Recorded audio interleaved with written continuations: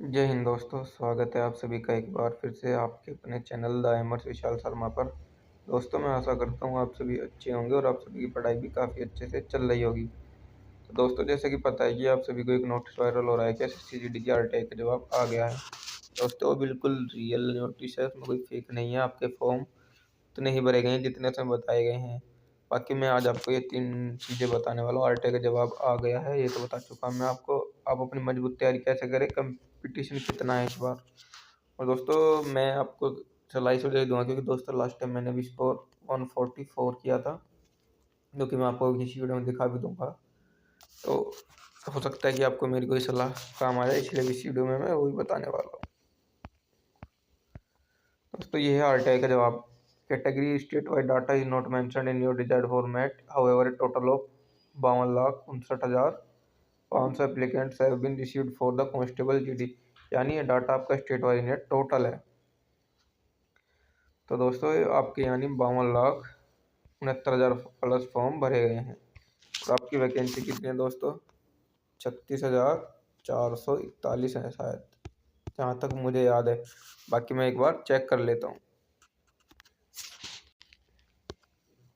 तो दोस्तों, जो वैकेंसी है वो आपकी 39,481 है। उस गलती के लिए माफ़ी चाहूँगा। तो आपके फॉर्म में 52,69,500। तो जब मैंने इसे दोस्तों कल कर कर देखा था गुना भाग, जैसे भाग देंगे तो ये दोस्तों 134 या 135 आएगा। तो एक सीट पर दोस्तों आपका इतना कंपटीशन है, यानी एक सीट पर 134 से 135 कैंडिडेट फाइट करेंगे। इसके आसपास ही एक्यूरेट डाटा नहीं है। पिछली बार दोस्तों आपके 47 लाख फॉर्म थे, लेकिन इस बार थोड़े ज़्यादा हो गए हैं क्योंकि पिछली बार वैकेंसी भी कम थी, बाद में बढ़ी थी। इस बार वैकेंसी भी थोड़ी ज़्यादा है। दोस्तों, बात करते हैं आपकी तैयारी की। मेन मुद्दा जो है भाई, तैयारी करनी है आपको कंटिन्यू। ऐसा नहीं है कि आज आप मान लिया आपने पढ़ना शुरू करा और आप आज 8 घंटे पढ़ लिए, पढ़ने की आदत है नहीं, तो आप मुश्किल से मुश्किल एक हफ्ता पढ़ पाओगे, मात्र 8 घंटा। तो दोस्तों, उसके बाद आपका मन नहीं करेगा, यानी थक जाओगे, कुछ भी माइंड थक जाएगा।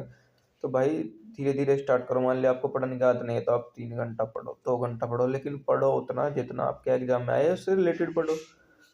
बाकी फालतू पढ़ने का कोई फायदा नहीं है।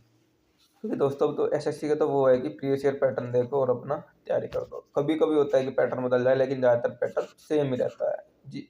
और रही बात भाई आपकी मैथ और रीजनिंग और बात की इसमें हिंदी, इंग्लिश और जीएस, तो भाई जीएस का तो खैर मैं आपको बताऊँ क्या कि आपको जो जिस टीचर का समझ में आता है आप उससे करो, बुक से करना चाहते हो बुक से करो। हिंदी के लिए दोस्तों मैं आपको एक टीचर बताता हूँ, आप जानते भी होंगे, नवीन सर, आरडब्ल्यू वाले। आप देख लेना, आरडब्ल्यू पुरानी, अब तो उन्होंने खैर आरडब्ल्यू एस एस सी पर आ गए हैं, वो जीकेएस पढ़ाते हैं, लेकिन पहले हिंदी पढ़ाते थे। भाई, इनसे पढ़ लेना हिंदी, या फिर विवेक सर हैं। मैं तो इन दो से पढ़ा हूँ आज तक। इनसे मैंने प्रैक्टिस की थी, विवेक सर से। सॉरी, अरे यार। तो दोस्तों, फ़ोन की स्क्रीन अपने आप वर्क करने लगी थी क्योंकि टूटा हुआ है साइड से। तो विवेक सर से मैंने प्रैक्टिस की थी और नवीन सर से मैंने थ्योरी पढ़ी थी।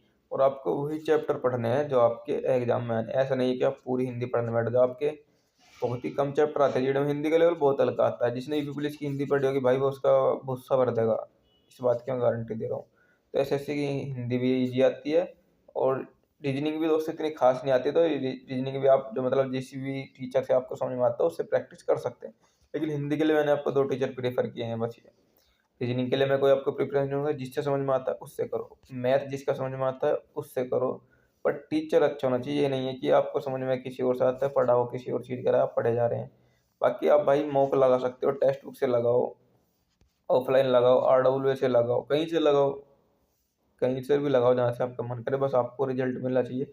और मॉक आपको ये बताता है कि आपका ये टॉपिक कमजोर है, आपका टॉपिक कमजोर, तो इसलिए भाई दूसरे तीसरे दिन एक मॉक लगा दो, हो सके तो रोज लगा दो, कोई दिक्कत नहीं है। आप मिनी मॉक मिलते हैं आपको आरडब्ल्यू पर, आप वो लगा सकते हो। मर्जी है आपकी, अगर आपका आरडब्ल्यू का समझ में आता है आरडब्ल्यू का, एग्जामपुर से आता है एग्जामपुर, कैरियर से आता है कैरियर, यानी जिससे भी पढ़ते हो आप, लोकल भी पढ़ते हो, ऑफलाइन भी भाई टीचर बुरे नहीं होते, इस बात की मैं बता देता हूँ।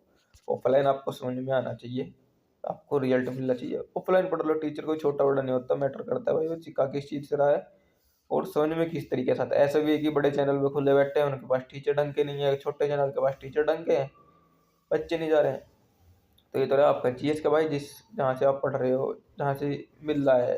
जीएस का ये हिसाब है कि आपको एसएससी की ही जीएस पढ़नी है, जहाँ से एसएससी का मिल रहा है आप ब्लैक बुक पढ़ सकते हो, एसएससी की प्रीवियस ईयर की पिनाकल ला सकते हो, कोई सी बुक हो आप। अगर आपको पढ़नी है तो आरडब्ल्यू की वो येलो बुक है, उससे पढ़ सकते हो, स्टैटिक जीके की बुक है, उससे पढ़ सकते हो। करंट भी ऐसे कई बार ऐसा होता है कि एसएससी करंट नहीं पूछते, लेकिन कई बार ऐसा होता है कि एसएससी करंट से 6 से 7 क्वेश्चन पूछ देती है। तो भाई पैटर्न पर डिपेंड करता है, तो आप अपनी तैयारी को फुल अच्छे से करें। और रही बात कट ऑफ की, तो भाई कट ऑफ का डिपेंड करता है कि आपका लेवल कैसा रहा है एग्जाम का। हो सकता है इस बार कट ऑफ डाउन चली जाए, क्योंकि इस बार 139 गई थी मैक्सिमम, 160 में से। तो आप देख लेना भाई, तैयारी अपनी इसी हिसाब से करो कि आपको 140 प्लस नंबर लाने ही लाने हैं। अगर आप 130 प्लस भी जा रहे हो ना मौक में भी, फिलहाल में, तो भाई 150 मार दोगे। क्योंकि बात होती है टाइम के, टाइम पे आदमी का माइंड कैसे काम करता है। और दोस्तों बाकी अगर आपको फिजिकल से रिलेटेड कोई डाउट हो तो भाई मैंने रिव्यू डाला हुआ है, मेरी तो खैर आइडिया नहीं उतरी थी जीडी में।